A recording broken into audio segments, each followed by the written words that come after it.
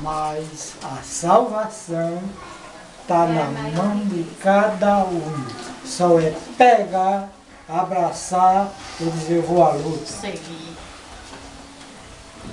Negócio fechado.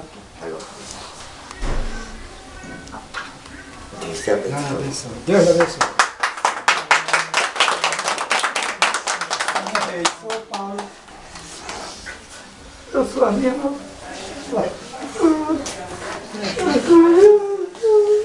Chore, Paulo, chore, você está com vontade, não é? Chore.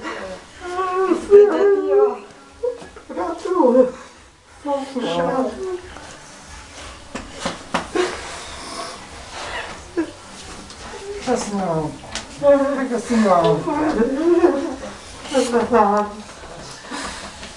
Mas tá bom, eu gostei da sua palestra.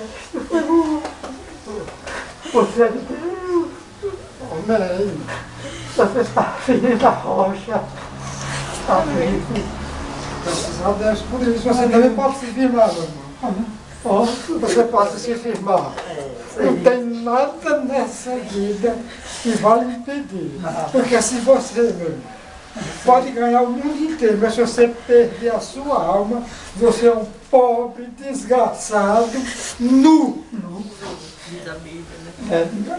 Deus Me desculpa, você me desculpa, você. Não, quando eu estou falando para ninguém. Dá certo. Nem vou lhe dar meia palavra. Eu dou Dá certo. É, dá certo. não deu palavra. Não, tá certo. Eu não Não, sei. não. Não sei que eu sou pecador.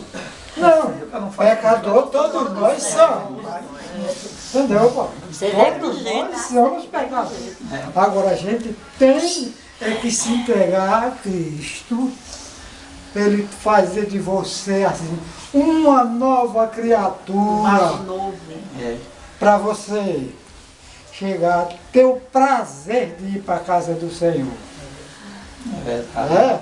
Porque a Bíblia diz: é melhor um dia na casa do Senhor do que 1000 lá fora. E esse mundão, Paulo, não vale tem nada. nada. Tá vendo aqueles amiguinhos que você tem com você? Tudinho.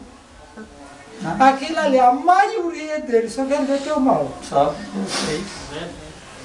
Mas nós vamos lá. Beleza? Tá, Paulo. Deus lhe proteja. Deus lhe abençoe Que e você termine para me ficar seja leve, bem viu? recuperado, como está sendo. E aparecer lá no Bom Conselho, Vou. a nossa uma galinha gorda. Vamos comer, se Deus quiser. Deus quiser. Beleza. Vocês, olha, que fica. Tchau. Com Deus, Deus acompanhe. É. Beleza.